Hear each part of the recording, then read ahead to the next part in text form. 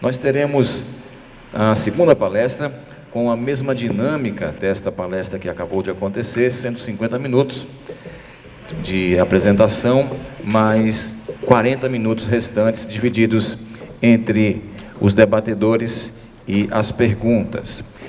O tema é a experiência da Justiça Restaurativa na Promotoria de Justiça da Infância e Juventude de Belo Horizonte, Minas Gerais. Vamos convidar inicialmente para presidir esta segunda palestra, segunda mesa, o coordenador do programa de pós-graduação do curso de Direito da Unicap, professor Marcelo Labanca.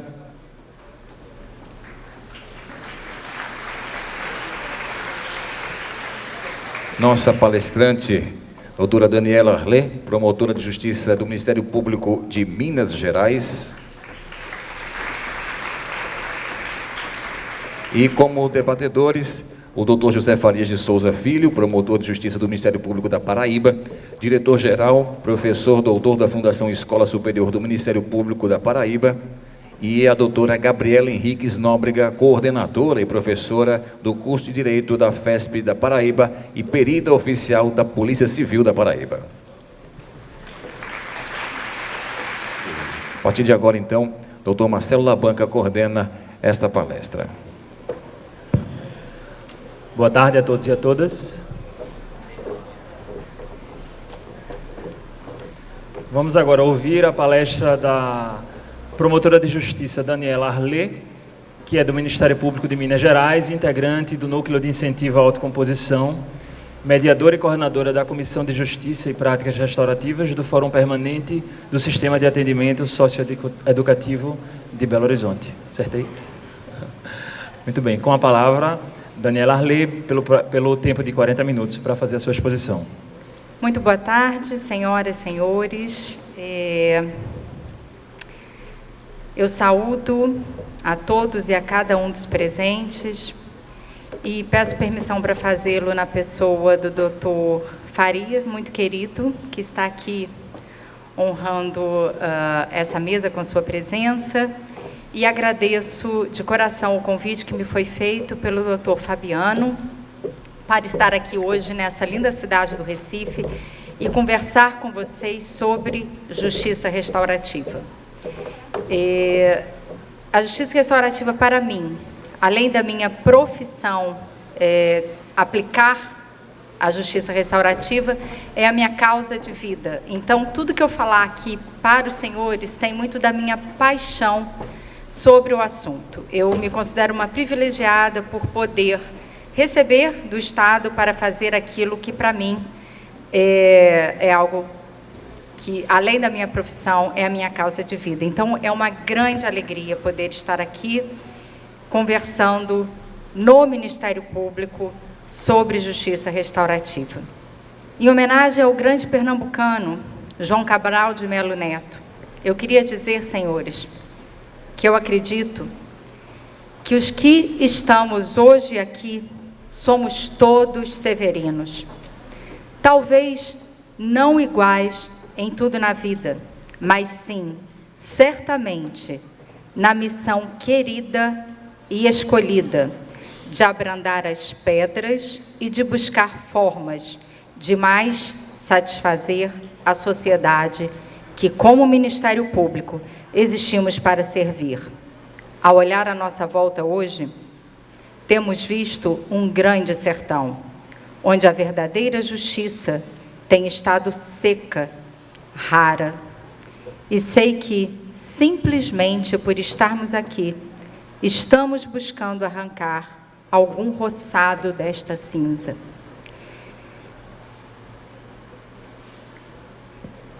Então, nesta morte e vida severina, e antes de falar do que me trouxe aqui hoje, eu queria só fazer alguns lembretes. Primeiro, eu não estou aqui para ensinar a ninguém. Eu estou aqui para conversar sobre justiça restaurativa, para refletir com os senhores sobre justiça restaurativa e fazer surgir aqui, talvez, a sabedoria individual de cada um. E aqui eu vou parafrasear a grande mestre Kei Pranes, para dizer que se algo que eu falar aos senhores fizer sentido, é porque os senhores já conhecem e já sabem. Além dessa sabedoria individual que eu tenho a intenção de fazer ressoar nos senhores, eu tenho o propósito de construir com os senhores a sabedoria coletiva, que é muito além do que a sabedoria individual de cada um somada um ao outro. É uma sabedoria em que estamos todos interligados para construir algo novo. Tudo aqui é convite, então, se os senhores quiserem se levantar para atender as suas necessidades pessoais, por favor, sintam-se absolutamente à vontade.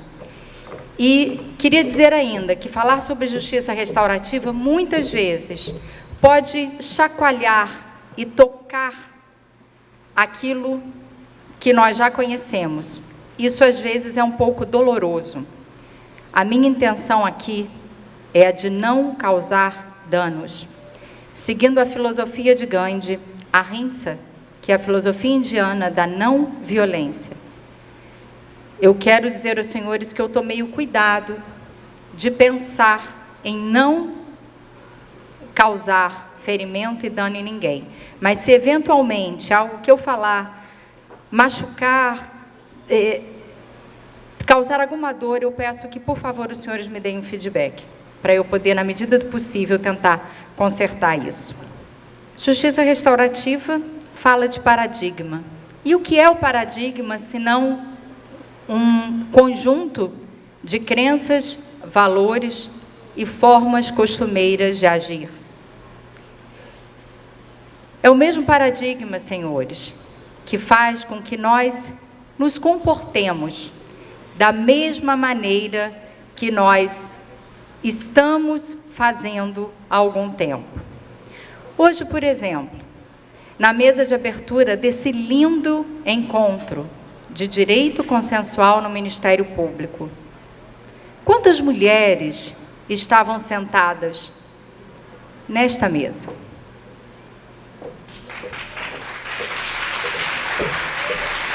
E eu tenho certeza que isso não se deu por nenhum descuidado dos organizadores, queridos Fabiano, doutor Silvio, doutor Francisco Dirceu. E sim, porque estamos acostumados a agir assim.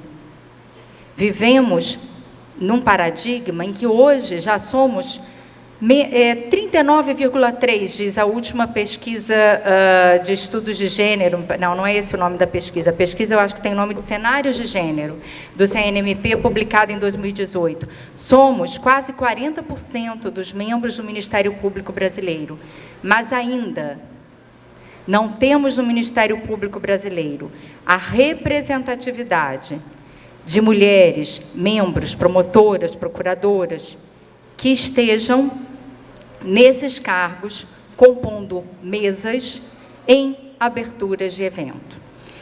Isso é apenas para nós notarmos que agimos de acordo com um paradigma. Mexer em paradigmas não é fácil. E para isso, eu faço uma proposta. Considerando que já são 4 e pouca da tarde, hora do café em Minas, eu trouxe esses grãos de café. Primeiro, para lembrar da minha terra, que é a minha segunda terra, como os senhores vão ver ao longo dessa nossa conversa, eu sou carioca, mas já moro em Minas, já sou promotora em Minas há 27 anos e adquiri, obviamente, hábitos mineiros, dentre eles o hábito do bom café. E o grão do café, ele tem a propriedade de limpar o nosso paladar, o nosso olfato, para sentir cheiros novos, para sentir novos sabores. Falar de justiça restaurativa é falar de um outro paradigma, é falar de uma outra forma de pensar. Então, para isso, eu trouxe esses grãos de café. Quando eu falo de justiça restaurativa, o que é justiça restaurativa? E isso não é fácil, porque o próprio movimento de justiça restaurativa tem alguma resistência sobre devemos ou não conceituar justiça restaurativa. Mas eu queria fazer aqui um exercício com os senhores e pensar: justiça restaurativa é um nome composto, né? Um substantivo composto de 2 nomes. Quando a gente fala justiça, do que nós estamos falando? Já que estamos aqui, membros do Ministério Público, essencialmente promotores de justiça. E Eu trouxe assim para nós lembrarmos, pensarmos, nos conectarmos com um exercício que foi proposto por um professor do Centro de Construção de Justiça e Paz da Universidade Menonita, do Instituto Howard Zehr, que é considerado o Centro de Construção de Justiça e Paz um dos maiores, se não o maior centro de justiça restaurativa do mundo, em que numa aula de justiça restaurativa estávamos ali alunos de 25 nacionalidades diferentes e perguntou-se o que é justiça, o que é justiça. E a pedido do professor, nós fomos para o quadro fazer a representação daquilo que para nós era justiça. E 25 alunos, de 25 nacionalidades diferentes, fomos representando o que era justiça. Nada era igual a nada. Então, não era possível definir o que é justiça de maneira uniforme. Ele fez, então, um segundo convite. E agora, se eu perguntar a vocês, como vocês se sentem quando sentem justiça? Quando vocês acham que foi feita justiça em algum caso, como vocês se sentem? E aí sim, as 25 pessoas de 25 nacionalidades diferentes, passamos a falar a mesma coisa. Kelsen já dizia, né, no seu livrinho, O que é a Justiça, que a justiça é algo que não se pode conceituar de maneira uniforme. Ela é um valor subjetivo e, portanto, mutável no tempo e no espaço, de acordo com cada pessoa, de acordo com cada sociedade. Mas existe uma coisa que se sente quando se sente justiça: satisfação. Fica, então, a primeira pergunta reflexiva. Como promotores de justiça, estamos satisfazendo a sociedade que existimos para servir? Não sei, senhores. Essa é uma pergunta reflexiva, cada um terá a sua própria resposta. Eu, quando me faço essa pergunta, agindo no paradigma retributivo, que é o paradigma dominante, na minha cabeça liga um sinal de alerta. Isso não me satisfaz. Tampouco isso. O caso acontecido em Realengo, em 2011, em Suzano, em março deste ano de 2019. Recentemente, em Minas Gerais, no mês de julho, nós tivemos em 20 dias 2 autoextermínios de adolescentes dentro de nossas unidades socioeducativas. Meu alerta ligado: será que estamos promovendo justiça? Estamos satisfeitos com isso?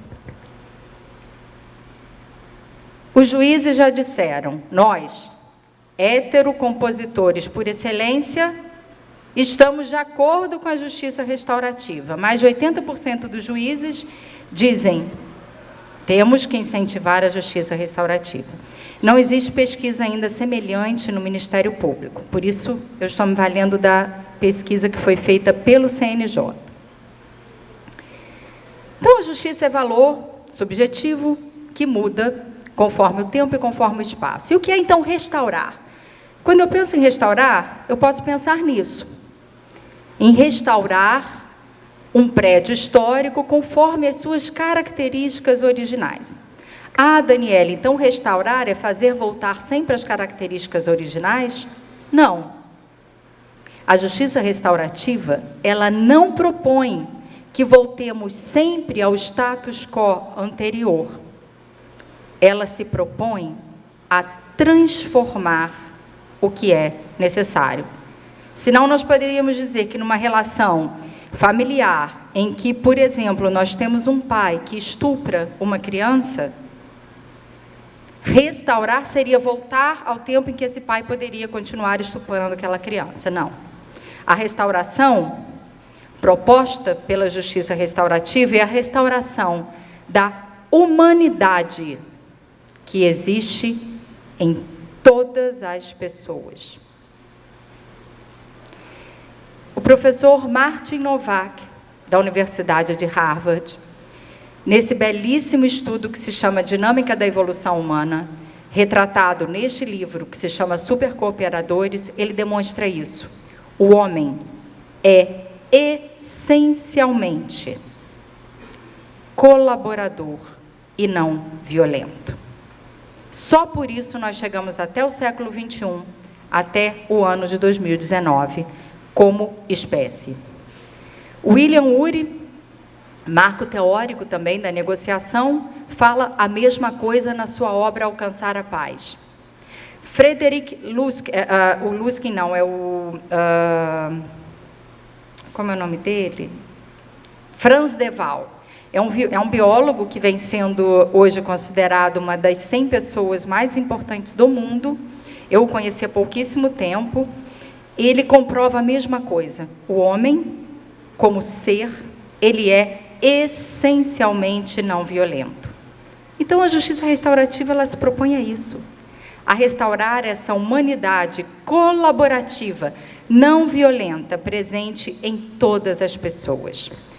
Além disso, ela se propõe a restaurar o apoio à pessoa que sofre um dano que deve vir de toda a comunidade. Hoje, senhores, nós que atuamos no Ministério Público sabemos que muitas vezes as vítimas de atos violentos, de atos que geram danos, ficam esquecidas. Ela quer restaurar o pertencimento daquela pessoa que cometeu o ato de violência, que cometeu um ato do qual resultaram danos, à comunidade. Porque essa pessoa pertence à comunidade. Ou os senhores acham que não? Por mais que ela seja privada de liberdade, ela continua pertencendo. No Brasil, por uma questão prática que seja, nós temos que reconhecer, não há pena de morte. Não há prisão perpétua. Ainda que a pessoa seja temporariamente privada de liberdade, ela vai pertencer àquela comunidade, daquele estabelecimento, ela vai continuar pertencendo à sua família e ela continua pertencendo à comunidade para onde ela vai voltar após a pena privativa de liberdade ou após a medida socioeducativa de internação ou de semi-liberdade. Ela quer ainda restaurar o equilíbrio que é rompido quando alguém causa o dano em outra pessoa. Essa pessoa que sofre o dano, ela fica desempoderada, ela fica desconecta, ela fica desordenada. 3 dos efeitos sofridos como trauma da pessoa que sofre, que é vítima de um crime, de uma contravenção ou de um ato infracional. E ela quer ainda restaurar o poder da própria comunidade de dizer como aquela comunidade pode resolver os conflitos que ocorrem no seu seio. De onde veio esse termo justiça restaurativa? Ainda que muitos achem que ele veio do professor Howard Zehr, que é o grande marco teórico, na minha opinião, da justiça restaurativa, ele não foi usado pela primeira vez pelo professor Howard Zehr. Ele foi usado por Albert Iglesh, que era um psicólogo, em 1977, num artigo que se chama Beyond Restitution, seria além da restituição, em que ele falava de reparação do ofensor em favor da vítima, mas focada no ofensor. Ele propunha a reparação como algo que poderia beneficiar o ofensor, a pessoa que teria sido o autor de um crime, de um ato de violência, de um ato do qual decorreram danos. Quem pela primeira vez usou o termo na acepção que hoje tem, foi o professor Howard Zehr, em 1990, no livro Trocando as Lentes, publicado em inglês, Changing Lenses, já com a edição no Brasil, Trocando as Lentes. Foi a primeira vez em que o termo foi usado com a acepção que tem hoje, justiça restaurativa. Essa apresentação, senhores, tem alguns filmes, eu achei que ela seria um pouquinho mais longa, então eu não vou passar os filmes. Esses filmes vão ficar à disposição dos senhores, e eu vou pedir ao doutor Fabiano para depois disponibilizar aqueles que estiverem inscritos no Congresso, vai ficar à disposição dos senhores. Se houver tempo no final, nós podemos passar alguns dos filmes. Esse é um filme que o próprio professor Howard Zehr define o que é justiça restaurativa. Aqui, agora, eu vou pulá-lo para nós termos um pouquinho mais de tempo para conversarmos sobre a experiência da justiça restaurativa em Belo Horizonte. Mas o que o professor Howard Zehr fala lá naquele vídeo é o seguinte: quando a justiça restaurativa surgiu, na fase moderna, tá? E eu vou falar aqui na fase moderna, porque ela tem bases ancestrais, mas na sua fase moderna, na sua fase contemporânea, ela teria iniciado em 1974, numa pequena comunidade chamada Elmira, no Canadá, no estado de Ontário, em que 2 jovens praticaram atos de vandalismo e um oficial de probation propôs ao juiz o seguinte: olha, senhor juiz, não dá para a gente continuar só punindo esses jovens.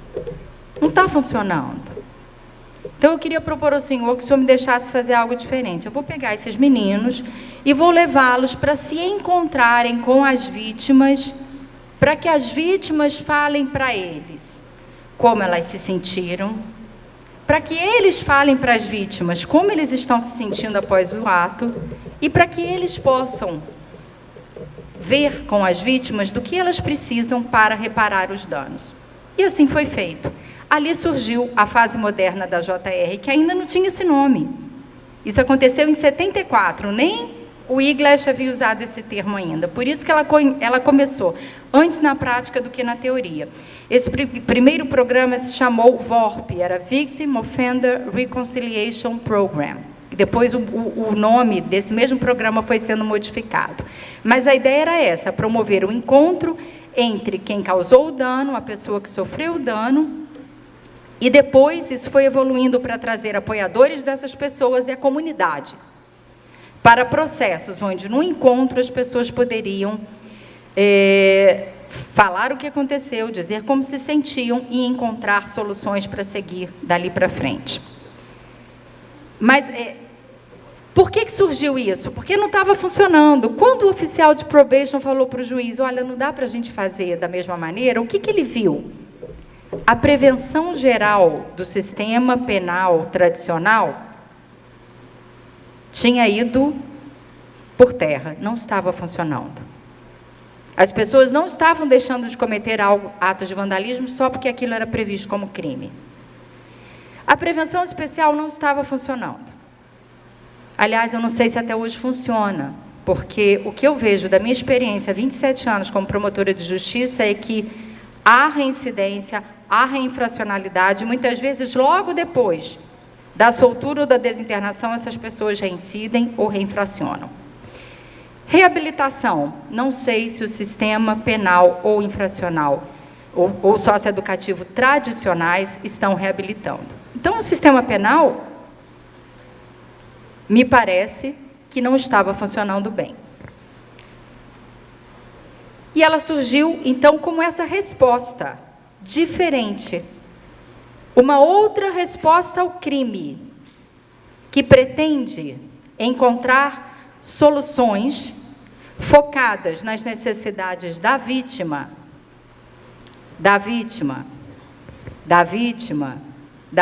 e eu vou falar isso 1000 vezes, porque hoje existe um mito não real de que a justiça restaurativa é feita para beneficiar quem pratica um ato previsto em lei como crime. A justiça restaurativa, para ser considerada restaurativa, ela é primeiramente focada nas necessidades da vítima. Desde a perspectiva da vítima, primeiramente, mas não só. Ela também olha para o infrator e ela também olha para a comunidade. Essa definição é a que está na resolução da ONU, que é o marco normativo internacional mais importante a respeito da justiça restaurativa, a resolução do Conselho Econômico e Social da ONU, número 12, do ano de 2002, que fala que a justiça restaurativa é uma resposta ao crime, que respeita a dignidade e igualdade das pessoas, constrói o entendimento e promove a harmonia social, mediante restauração das vítimas, dos ofensores e da comunidade. Começou no crime, aí se estendeu para atos análogos a crime praticados por menores de idade. Eu falo menores de idade para usar uma acepção internacional. No nosso caso, por adolescentes. Assim foi reconhecido no Congresso de Justiça Restaurativa Juvenil, que aconteceu no Peru em 2009. Então, vejam que ela foi se ampliando. E chegou hoje para poder ser usada não só como resposta ao crime, não só como resposta ao ato infracional, mas como uma forma de tratar conflitos, criminais ou não, e também de preveni-los. Ela foi sendo ampliada, embora ela tenha nascido em resposta ao sistema penal retributivo. E essa é uma definição de justiça restaurativa que eu, Daniele, acho muito adequada, do professor Howard Zehr. Ela é visão de justiça, que visa a satisfação da necessidade de todos os envolvidos, direto e indiretamente, numa situação de conflitos que gera danos, que pode ou não ser um crime, e que quer satisfazer a necessidade de todas essas pessoas de maneira relacional, no relacionamento entre os envolvidos, trazendo inclusive a comunidade para dentro deste processo. Essa definição do professor Howard Zehr, ela foi adotada pelo CNJ na Resolução 225 de 2016, que é um importante ato normativo no Brasil que define a justiça restaurativa. O Ministério Público, na 118, no CNMP, através do CNMP, ele previu práticas restaurativas no Ministério Público, mas não conceituou justiça restaurativa. Então, nós usamos a conceituação do CNJ, que é uma conceituação muito completa e muito profunda, baseada no marco teórico do professor Howard Zehr.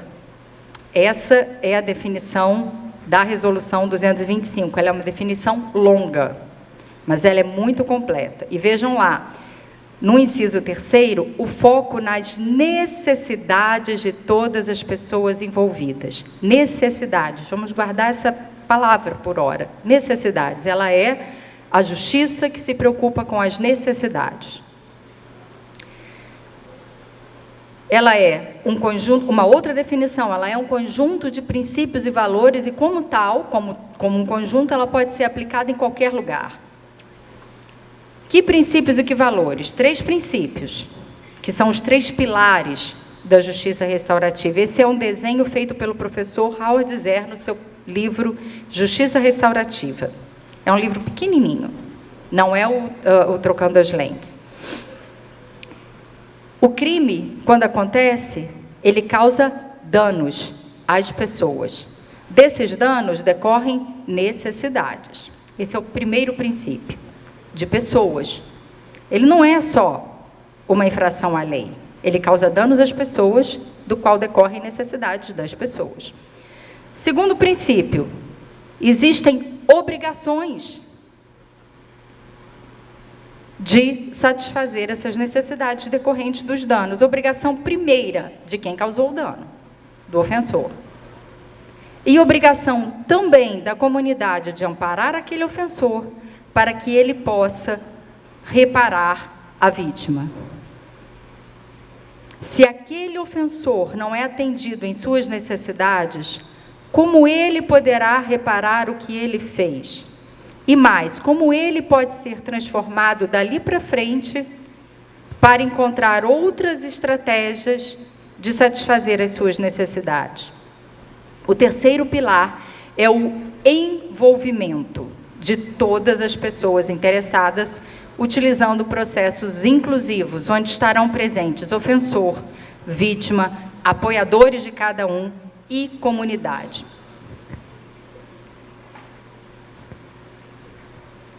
Os princípios também estão presentes na 225, que teve como marco teórico o professor Howard Zehr. Conjunto de princípios e valores. Aqueles eram os princípios, esses são os valores. E todos os autores de JR falarão mais ou menos dos mesmos valores. Eu estou usando aqui como base os valores propostos pelo professor Howard Zehr, e 2 desses valores foram acrescentados agora na sua última edição de 2018 do livro Trocando as Lentes. Respeito é o valor soberano. Respeito, do latim, é o olhar de novo. Olhar de novo. Olhar de perto, olhar com cuidado para todas as pessoas. Responsabilidade individual daquele que causou o dano, sobre o dano que ele causou, e coletiva de todos nós sobre aquela pessoa, para que dali para frente ela também possa ser transformada. Relacionamento. E aqui, Dr. Sami, eu vejo esse princípio como um princípio equivalente da proposta do direito sistêmico. A importância do relacionamento. É valor fundamental da justiça restaurativa o relacionamento, o interrelacionamento que existe entre todos nessa nossa teia. A humildade para lembrar que viemos todos do mesmo humus, que somos todos humanos, o mesmo radical, né? De terra, humus, humano, e que todos temos luzes e sombras. E o maravilhamento, como a capacidade de nós todos de mantermos a curiosidade sobre o outro, para enxergá-lo além do ato que ele cometeu, ainda que seja um ato contrário à lei. Por que o relacionamento é tão importante? Esse é um outro estudo de Harvard, que é o estudo mais antigo do mundo sobre felicidade humana. Na verdade, ele é um estudo sobre o desenvolvimento do adulto. Mas nesse estudo é comprovado que o fator de felicidade do adulto depende dos seus relacionamentos. É um estudo belíssimo que hoje é coordenado pelo professor Robert Waldinger e está nesse vídeo. É um vídeo longo, eu não vou mostrar agora, mas se vocês quiserem acessar, basta procurar na internet Estudo da Felicidade de Harvard.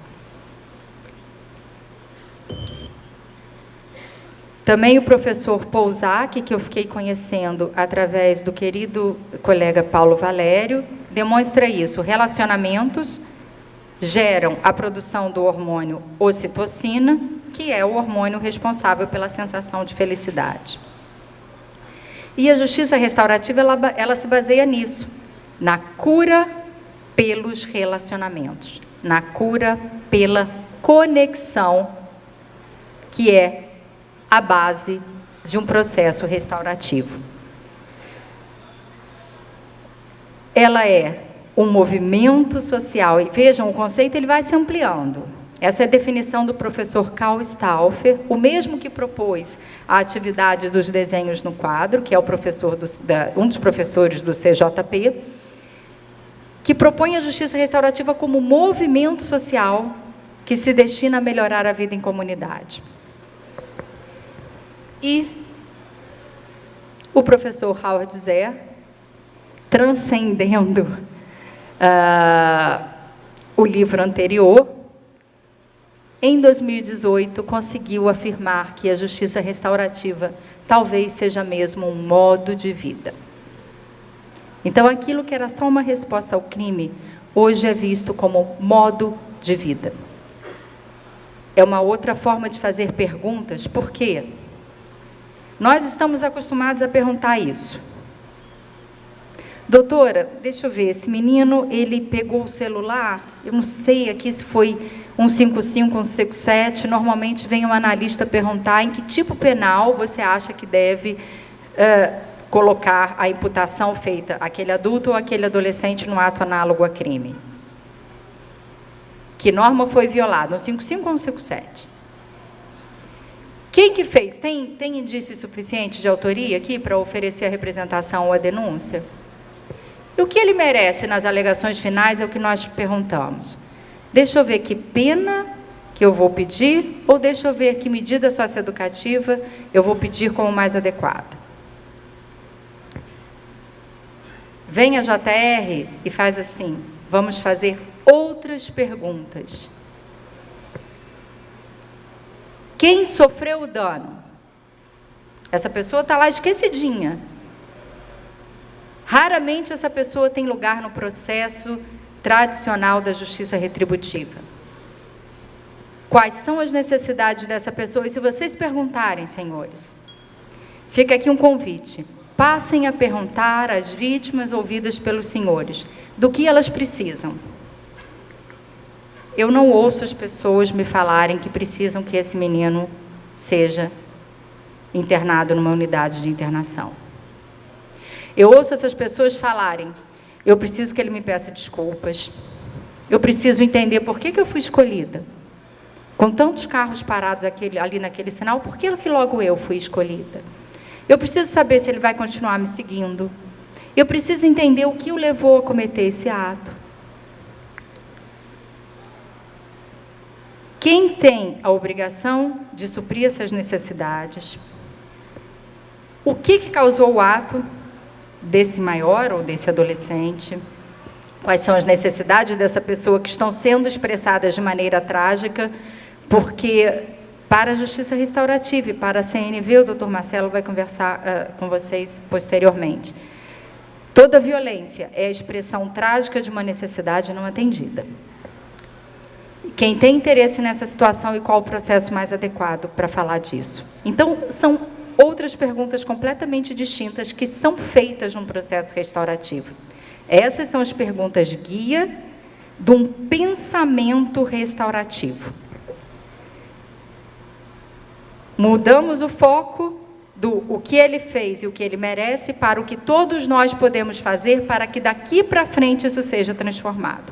E mudando essa lente, nós mudamos a nossa mente, como defende o querido mestre Dr. Afonso Armando Conzen, do Ministério Público do Rio Grande do Sul, grande locomotiva do movimento de justiça restaurativa no Ministério Público brasileiro. Essas são as finalidades. Buscar responsabilização ampla, responsabilização ativa e efetiva de quem causou o dano, buscar a responsabilização da comunidade também sobre a vítima e também sobre essa pessoa que causou o dano, buscar a reparação de danos e a satisfação da necessidade de todos, buscar o reequilíbrio com o reempoderamento dessa vítima que fica completamente se sentindo sem poder, sem sentido, sem conexão com a vida, buscar a recomposição do tecido social que foi rompido. Responsabilização ativa, bem diferente da passiva, porque uma eu recebo do juiz de direito com a pena, e é claro que eu não vou receber de bom grado, é claro que eu vou me sentir vítima, e é claro que eu vou achar que é injusta aquela medida aplicada a mim, se eu não compreender os efeitos do meu ato.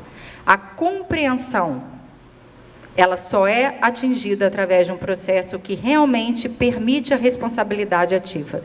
E eu acredito que os processos restaurativos é que proporcionam isso. Quando a pessoa que causou aquele dano, ela tem a oportunidade de ouvir da pessoa que ela feriu o que realmente aquela pessoa está sentindo. Há 27 anos eu atuo, sempre atuei na infância e juventude. E agora, recentemente, de 2011 para cá, eu sou titular da infância e juventude infracional, então numa vara infracional. Mas sempre atuei com criança e adolescente e até 2011 também no crime. O que eu vejo é que é transformador. Dá para sentir a diferença na hora, quando essa pessoa entende o que realmente ela causou. E eu pergunto aos senhores, como é que ela vai entender o efeito do que ela causou se ela não ouvir isso da própria pessoa que foi atingida? Será que eu, promotora de justiça, consigo explicar para ele o que ele causou para o outro? Ou eu vou estar falando apenas da minha interpretação do que o outro está sentindo? Mas vejam bem, ainda que não haja um encontro, quando se pergunta a um adolescente quem ele acha que ele atingiu e o que ele acha que aquela pessoa está sentindo, muda a feição desse adolescente na audiência de apresentação. Quando nós convidamos esse adolescente a olhar para a mãe e para o pai que estão se debulhando em lágrimas, morrendo de vergonha de estarem ali, morrendo de preocupação com o filho que está ali apreendido, quando nós simplesmente propomos que ele olhe para aquela mãe e para aquele pai, para que ele entenda que o ato que ele praticou tem efeitos sobre inúmeras outras pessoas, isso muda a capacidade dele de compreender o seu ato. Essa é a responsabilização ativa buscada pela justiça restaurativa. É o bolo feito à mão em cada caso, saindo daquela caixinha do bolo pronto. São esses os elementos. Eu vou acelerar aqui, senhores, porque o tempo está muito curto. Mas essa é a responsabilização buscada, a responsabilização ampla. Alguns parâmetros para nós sabermos se estamos ou não agindo de forma restaurativa, porque hoje é comum nós falarmos que tudo que não é prisão é restaurativo, e não é assim. A JR, ela não é simplesmente a negativa à prisão. Aliás, ela não é a negativa à prisão, ela não é a negativa à internação. Isso é um mito. Mas para agir de maneira restaurativa, nós temos que seguir alguns critérios. Esses são os critérios propostos pelo professor Howard Zehr, numa bússola de orientação do que é uma atuação restaurativa. Muito cuidado, porque nem tudo que parece é. E para agir de maneira realmente restaurativa, nós temos que ter uma âncora em princípios e valores da JR. Quando eu entro nos ambientes para falar de justiça restaurativa, eu costumo encontrar isso. Todo mundo com essa cara de emoji. Por quê? As pessoas acham que a justiça restaurativa é mimimi, é lero-lero, é blá, blá, blá, blá, blá, vai passar a mão na cabeça do menino. E não é nada disso. Eu vou dar um exemplo. Um adolescente que cometeu um ato análogo ao homicídio contra um primo mesmo. O primo parente de terceiro, né, quarto grau. Filho da tia. Ele recebeu uma medida de internação e, paralelamente, durante a execução dessa medida, eu propus um processo de justiça restaurativa para que nós começássemos a preparar a reinserção desse adolescente naquela família. Ele inicialmente aceitou, a sua tia, mãe do menino que ele havia matado, aceitou, e nós iniciamos os pré-círculos, e esse adolescente estava muito bem preparado, ele não deu conta de participar do círculo, porque não é mimimi. Ele deu conta da medida de internação. Ele deu conta de ficar privado de liberdade numa unidade de internação. Ele não deu conta de enfrentar a vítima face a face. É muito duro e não é fácil. Não é passar a mão na cabeça de quem praticou um ato que causou dano a outra pessoa. Não é abolicionismo. Olhem o que eu acabei de falar. Um adolescente recebeu uma medida de internação. Não é invencionice dos Estados Unidos ou do Canadá, não. Na fase moderna, o primeiro processo do qual nós temos notícia é esse do Canadá, de 74, mas ela é baseada em valores que são ancestrais, que todos os seres humanos temos nos nossos ancestrais, indígenas, africanos, europeus, asiáticos. Todas as comunidades ancestrais tinham hábitos de processos onde as pessoas se relacionavam. Não é incompatível com a justiça tradicional. Não tem nenhum teórico de justiça restaurativa, nenhum, que diga que ela é incompatível com a justiça tradicional ou que ela quer acabar com o sistema formal de justiça. Muito pelo contrário. Ela não é substitutiva desse sistema, não é contrária à pena de prisão, à medida de internação, O que ela quer é que isso seja executado de maneira digna. E mais, no caso das medidas socioeducativas, de maneira restaurativa, porque está na lei do SINASE. Não é perdão. Ninguém é obrigado a perdoar. O perdão não é finalidade da JR. O perdão ser atingido, no sentido proposto pelo professor Frederic Luskin, ele será atingido se for necessidade das pessoas que participam daquele processo. Essa não é a finalidade do processo de JR. Não é religião e não é terapia. Ela pode ter efeitos terapêuticos, mas ela não é terapia. Não é um método. Justiça restaurativa não é círculo. Justiça restaurativa não é mediação vítima e ofensor. Justiça restaurativa não é conferência vítima-ofensor ou conferência familiar. Justiça restaurativa é visão de justiça, que utiliza esses e outros distintos métodos. E não é a panaceia, não serve para tudo. Primeiro, porque para participar de um processo de JR, quem praticou um dano tem que reconhecer tê-lo feito. O processo não se destina a apurar responsabilidade nem culpa. Segundo, as pessoas têm que querer, tanto o ofensor, quanto a vítima, quanto os apoiadores, quanto a comunidade. Tudo que as pessoas falam, de que ela vem como abolicionista, de que ela vem para substituir, é mentira, fake news.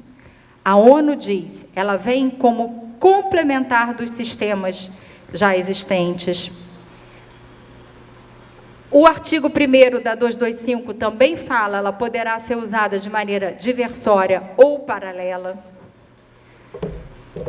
A professora, o Ted Watchell e o Paul McGold, do Instituto Internacional de Práticas Restaurativas da Pensilvânia, mesma coisa. Professora Kay Pranes, sustentando a mesma coisa. Professor Howard Zer, sustentando a mesma coisa. Susan Sharp, de outro Centro Internacional de Justiça Restaurativa, muito conhecido na Universidade de Notre Dame, sustenta a mesma coisa nesse artigo do jornal Nexo.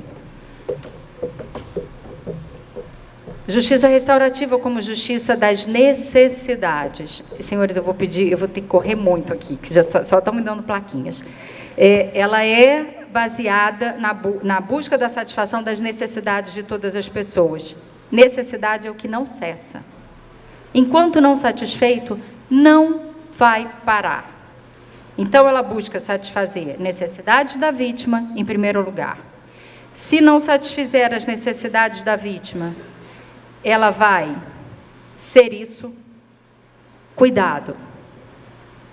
Justiça restaurativa é sempre victim-oriented. Primeiramente, se olha para a vítima. Também se olha para a pessoa que praticou o ato e também se olha para a comunidade. Mas a primeira pessoa para a qual se olha é a vítima. E busca também atender as necessidades do ofensor e da comunidade. Nenhuma dessas eu vejo como sendo passíveis de serem atendidas nos processos tradicionais. Ela é uma justiça que entende de trauma, então ela sabe que o crime ou o ato análogo ao crime são eventos traumatogênicos que geram desordem, desconexão, desempoderamento nas pessoas, não só na vítima, mas também no perpetrador e na comunidade como efeito secundário para aquela comunidade. E pessoas feridas ferem pessoas. Pessoas feridas ferem pessoas. Se nós não restaurarmos isso num processo adequado, essas pessoas continuarão a ferir outras pessoas.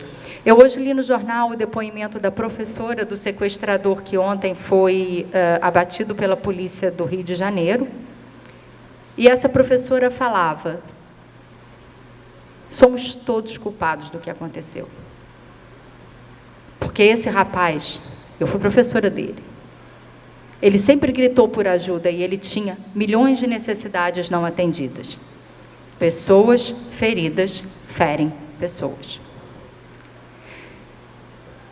Esse vídeo da professora Kay Pranes eu também vou deixar para vocês, onde ela demonstra que necessidades não atendidas geram violência, necessidades de pertencimento, autonomia e sentido, quando não atendidas geram violência. Esses são alguns métodos de JR, e lembrando que a JR não se confunde com seus métodos, então ela vai fazer uso de mediação vítima e ofensor, hoje chamada mais propriamente de diálogo vítima e ofensor. Ela vai fazer uso de conferência vítima e ofensor ou conferências familiares da Nova Zelândia. Ela vai fazer uso de círculos, mas ela não é isso. Ela é visão de justiça.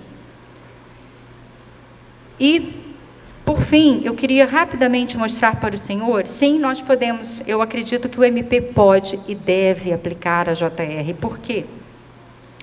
O preâmbulo constitucional diz que nós somos uma república federativa comprometida com a solução pacífica de conflitos.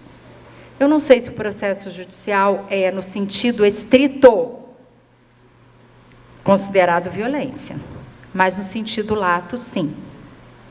É uma violência legítima do Estado, mas ele é um processo violento. É nossa missão construir uma sociedade mais livre, mais justa, mais solidária. Está lá, e aqui está o professor Marcelo Goulart, que nos lembra que essa é a nossa missão do Ministério Público Brasileiro, prevista no artigo 3º da Carta Magna. A justiça restaurativa busca a sociedade mais justa, que satisfaça a necessidade de todas. A justiça não é só feita através do Poder Judiciário. Outros diversos princípios constitucionais que se aplicam a nós, somos órgãos de acesso à justiça, somos um órgão de acesso à justiça, como bem defendido pelo querido Gregório Assagra, colega do Ministério Público de Minas Gerais, grande pensador do Ministério Público brasileiro. A resolução CNMP 118 já deitou uma pá de cal sobre isso, disse, ok, Ministério Público trabalhar com práticas restaurativas. A Lei 13.105, eu tenho mais 10, né, porque estão só 40 agora, não é isso?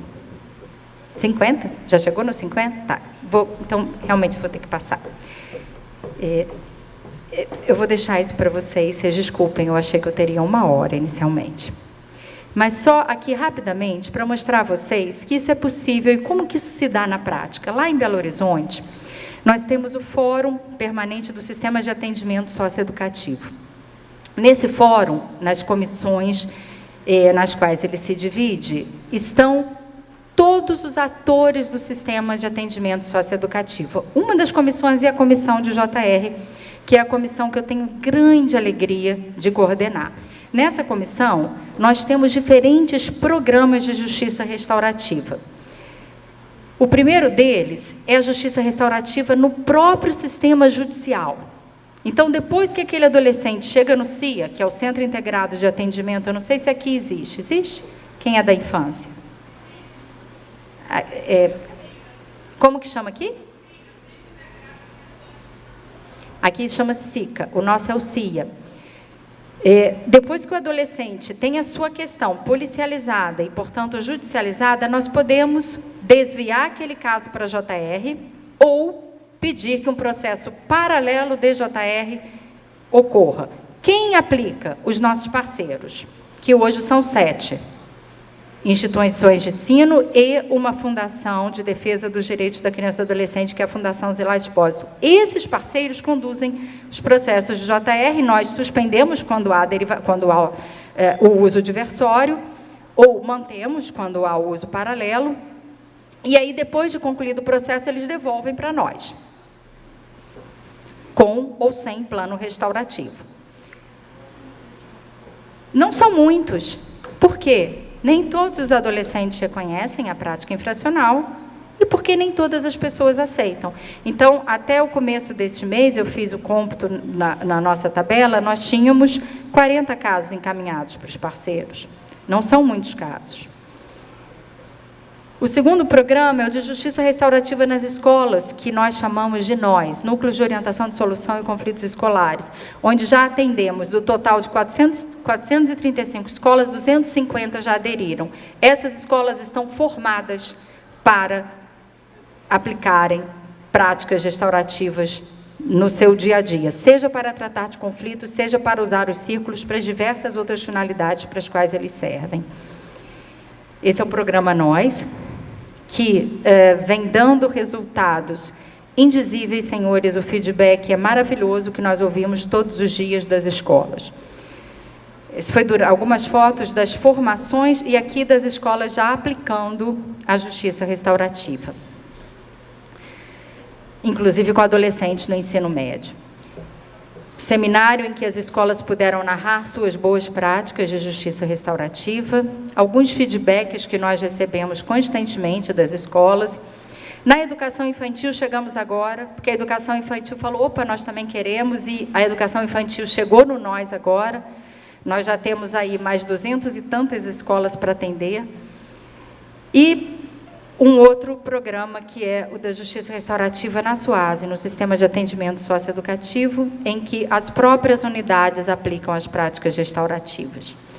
E aqui nós já temos 280 facilitadores formados atendendo nas nossas unidades. Até o final desse mês, esse mês nós formamos mais 2 turmas, até o final deste mês nós teremos 280 pessoas. Nós temos hoje cerca de 210. O da SUASE se chama É Nós, em homenagem ao Nós, e aqui algumas fotos para os senhores verem que é real, as unidades aplicando processos de justiça restaurativa. E com muita propriedade e com um feedback de muita satisfação de todos os envolvidos. Eu achei importante trazer fotos para os senhores verem que isso não é utopia, isso está acontecendo. E já vou acabar aqui com essas fotos. Nas medidas de meio aberto também já temos casos. Na Polícia Civil, hoje nós temos alguns casos que são enviados para práticas restaurativas feitas na própria polícia antes de chegarem ao Ministério Público, somente nos casos em que não há apreensão em flagrante de ato infracional, e também na rede de acolhimento de crianças e adolescentes em situação de perigo. Justiça restaurativa tem obstáculos, inúmeros. E como que nós podemos enfrentar esses obstáculos? Nós podemos retroceder e, na hora que enfrentarmos, nós podemos falar, opa, não vai rolar, porque eu não consigo saltar. Ou nós podemos fazer igual videogame. A cada obstáculo que nós passamos, nós ganhamos vida, nós ganhamos força e nós ganhamos moeda para seguir adiante. Não duvidem de que, mesmo sendo poucos os que aplicam a justiça restaurativa, nós podemos mudar a realidade. Afinal de contas, foi sempre um pequeno grupo de pessoas que transformou todas as realidades. Muito obrigada.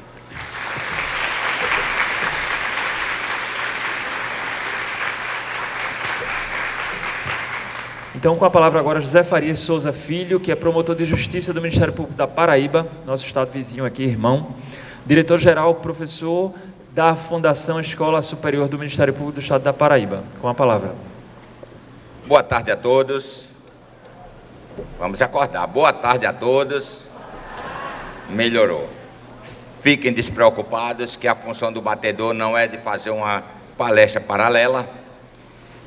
E mesmo que fosse, hoje seria dispensada, porque a doutora Daniela, minha amiga, minha formadora, deu uma belíssima aula sobre justiça restaurativa.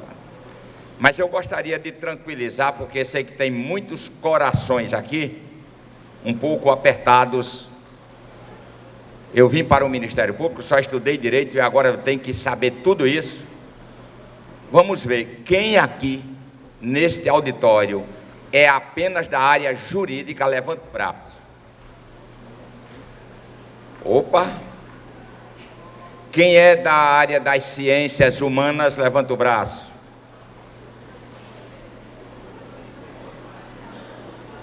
Ciências humanas na área da psicologia, na outra coisa. Gente, eu quero cumprimentar todos os membros do Ministério Público, promotores e promotoras, procuradores e procuradoras, na pessoa do meu amigo Silvio, presidente da Escola Superior do Ministério Público aqui de Pernambuco,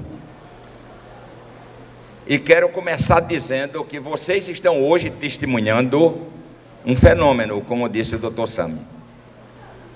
Nasce um novo ramo do direito, e nesse seminário nós estamos esquematizando a produção de conhecimento e a sintetização de conhecimentos produzidos em outras áreas das ciências para essa autonomia científica de um novo ramo do direito consensual. Tem nada de novo ou diferente nisso. E eu poderia começar dizendo que a justiça restaurativa é conteúdo desse novo ramo do direito. Os ramos do direito nascem quando aqueles já não atendem às demandas ou às aspirações. E esse novo ramo nasce em cima, como disse a doutora Daniela, de crenças e valores que nada mais são do que construtos da psicologia social, com os valores, no caso, também construtos da ética.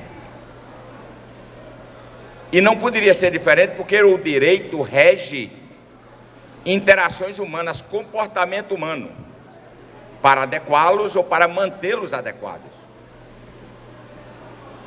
Contribuições, tivemos muitas, para a formação da mediação nas 3 escolas, a nossa aqui escolhida pelo CNJ, apontada pelo CNJ, a de Harvard, que tem foco no acordo, mas todas elas trabalhando com conhecimentos produzidos pela administração, produzidos pela comunicação, produzidos pela psicologia, produzidos no campo da ética, produzidos no campo das ciências naturais, a visão sistêmica que a gente pega na psicologia social vem lá das ciências naturais. São as ciências produzindo o conhecimento e o direito, a ciência jurídica, esquematizando e sintetizando e lançando para vocês. Muitos aqui com certeza serão professores, palestrantes, autores de produtos nessa nova área do direito. Mas tem inquietações no coração de vocês, na mente de vocês. Eu sou promotor de justiça, cheio de processos, eu tenho que me preparar para ser mediador, conciliador, negociador? A resposta é ambígua. Primeiro, são conhecimentos necessários e não são atribuições novas. Desde a Lei da Ação Civil Pública, nós recebemos do legislador a atribuição de negociar acordo. Negociação a gente já recebeu desde lá. Conciliação, se você for no século passado, nas constituições, a partir da Constituição da primeira Constituição da República, você já vai ver o conciliador, a figura de conciliador lá. Não nos ensinaram a fazer a conciliação, a negociação, é um outro caso. Nós precisamos nos capacitar para isso. E a questão é, todos nós, promotores de justiça, advogados, procuradores, juízes, seremos negociadores, seremos conciliadores, seremos mediadores. Todos nós, na justiça criminal, quer de adulto, quer de menores, vamos fazer justiça restaurativa? E a resposta é não. Estudos na área da psicologia social, comecei agora, já falta 5 minutos. Todos nós na área esqueci até o que eu ia dizer, da psicologia social, já estamos enfrentando e desenvolvendo estudos para definirmos perfil do mediador. Quem vai fazer justiça restaurativa? Qualquer pessoa? Não.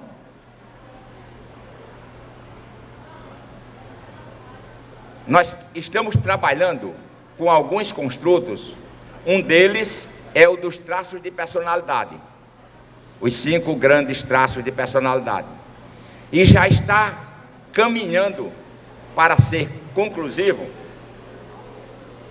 que para ser mediador é preciso ter o traço de personalidade, chamado de amabilidade, muito forte. Não é o caso de todos nós.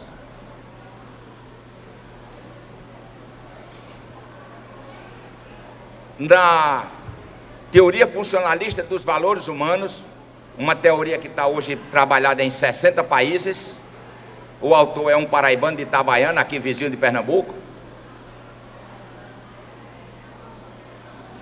Ele divide em subfunções valorativas em 6 e já está caminhando para a conclusão de que para ser um restaurador, um pacificador, um mediador, é necessário que tenha como função valorativa forte a interativa. Nem todos nós gostamos da interação pessoa a pessoa, pessoa a grupo. Nem todos nós nos colocamos no lugar do outro, respeito. A doutora Daniele elencou ali uma lista de valores.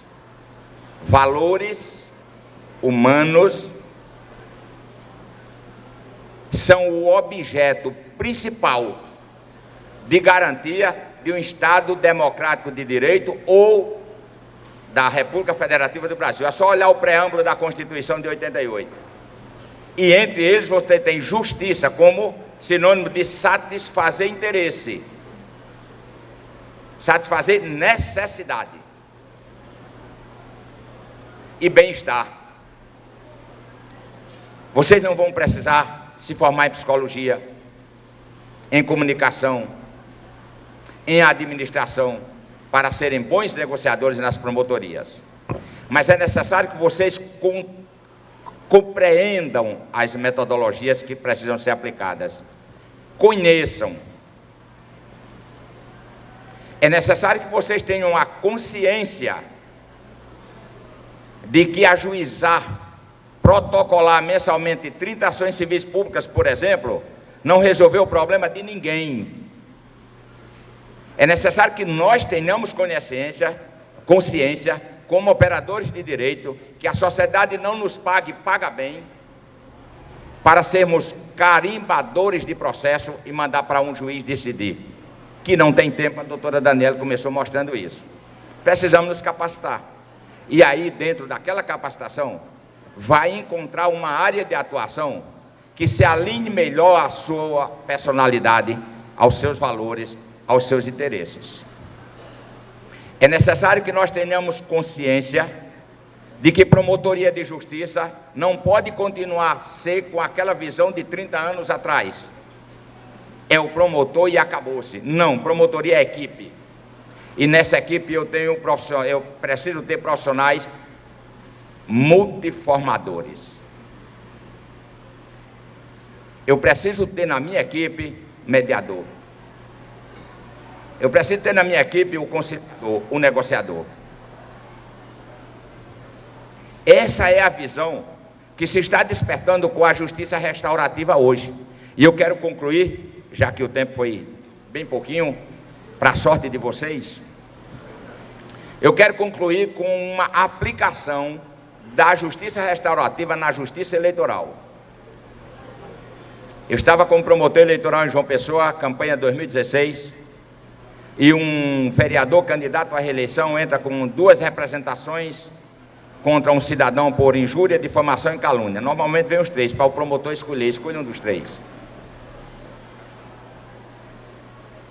O juiz manda pegar a resposta. Quando a resposta vem, eu vejo que há um relacionamento anterior àquele conflito, porque ambos, em suas peças, fazem rasgados elogios à família do outro. Aqui é amizade desfeita e provavelmente é compromisso político não cumprido. Dou o parecer que o juiz manda as 2 para mediação. Param a sessão de justiça restaurativa. O juiz me chama, como é isso? Quem vai fazer? O que é que eu tenho que fazer? Nada, você tem que estar ausente aqui, o resto eu faço.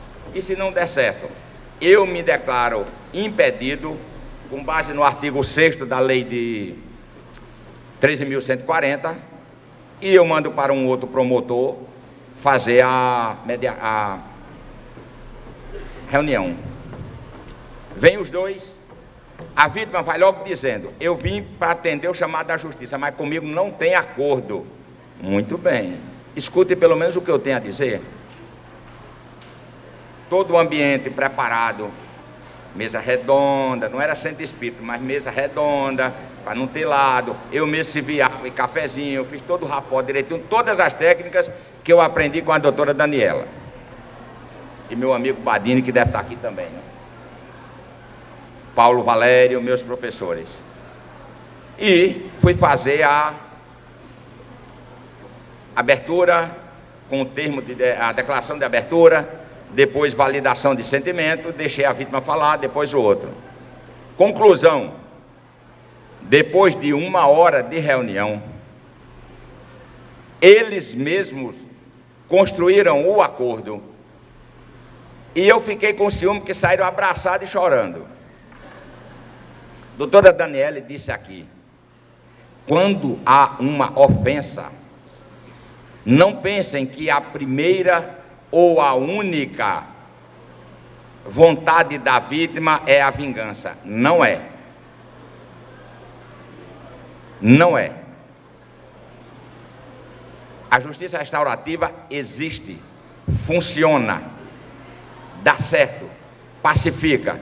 E tem mais: quando você começa a se envolver nela, passa a ser o seu estilo de vida. Muito obrigado e desculpa a minha demora. Muito bom. Muito obrigado, José Farias. Vamos agora ouvir... Desculpa, Gabriela. Tinha pedido para falar primeiro. Me penitencio aqui, perdão. Ela tinha pedido para falar primeiro e eu terminei passando a palavra para você. Desculpa, tá?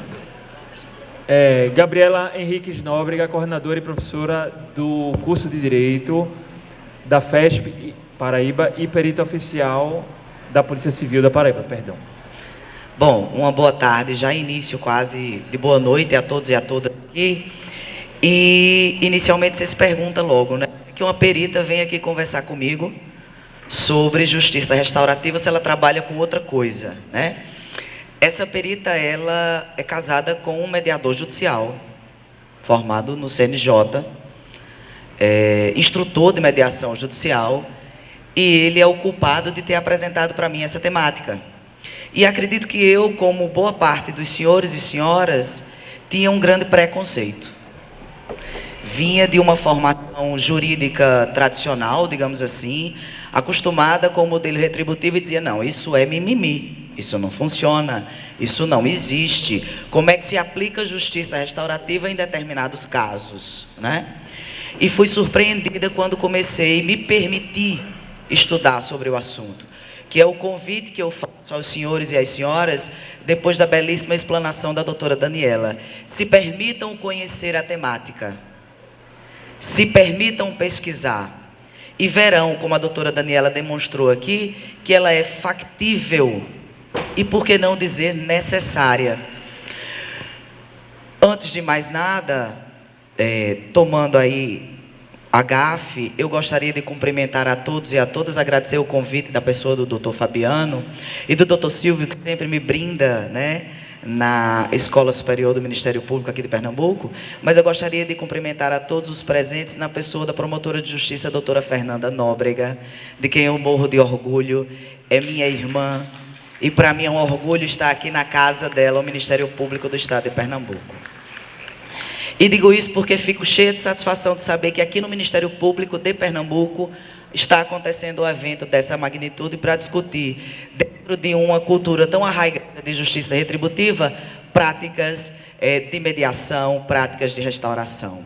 Então, como disse a doutora Daniela, a justiça retributiva ela tem que ser uma visão de justiça, né? E quando você passa sem preconceitos a estudar e a pesquisar a justiça restaurativa e os seus métodos, eu comecei estudando pelo método mediação vítima-ofensor, a chamada mediação penal, como ela é conhecida assim na Argentina. Comecei estudando pelo mestre Zaffaroni. Então, é muito importante você poder perceber, os senhores e as senhoras que são promotores de justiça, que o trabalho de vocês vai muito mais além do que, como colocou o doutor Farias, de fazer se aplicar uma norma legal, de fazer se aplicar um diploma legal. Porque a vítima, nesse modelo de justiça retributiva que a gente tanto trabalha e tanto é a praxe, ela é relegada, né? Ela não tem suas necessidades ouvidas. A vítima, ela é um instrumento dentro daquele processo. Ela vai ali dar o depoimento dela, inclusive para trazer subsídios para aquela persecução penal, e ninguém se preocupa com as suas necessidades. Quando acaba o processo, ela vai para casa. Ela vai para casa insatisfeita, porque na maioria das vezes o que ela quer não é nem só, ou nem às vezes o que ela quer não é nem a punição, né? A gente vê muita prática restaurativa acontecendo no Canadá, nos Estados Unidos, e é comum a gente assistir, quando vai ver documentários e afins, o juiz permitindo as vítimas dialogarem com os criminosos, porque ela quer saber o porquê ela, como foi colocado aqui, né? Por que isso aconteceu comigo? O que é que eu fiz? O que é que eu tenho que fazer para que não aconteça de novo, né? Então, há necessidade de uma satisfação, inclusive pessoal, dessa vítima. Muito mais do que uma reparação prática, como nós temos nas ações civis, né, decorrentes de delitos, de reparações financeiras. Mas muito mais do que isso.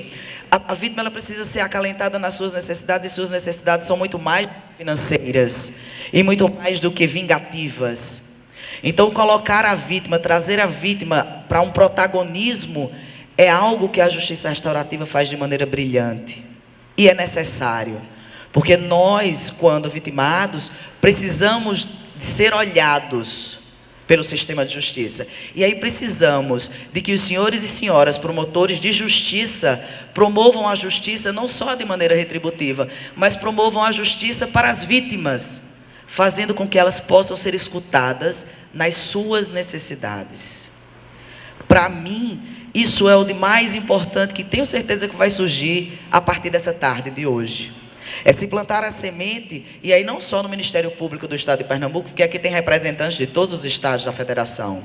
Se plantar a semente de se escutar e se pesquisar e de se olhar sem preconceitos para essa visão de justiça. Porque a vítima precisa ser ouvida, a vítima precisa ser reempoderada, como foi colocado aqui. Ela precisa sentir-se novamente autônoma e não amedrontada com o término daquela persecução penal. Ela precisa entender que teve também uma resposta.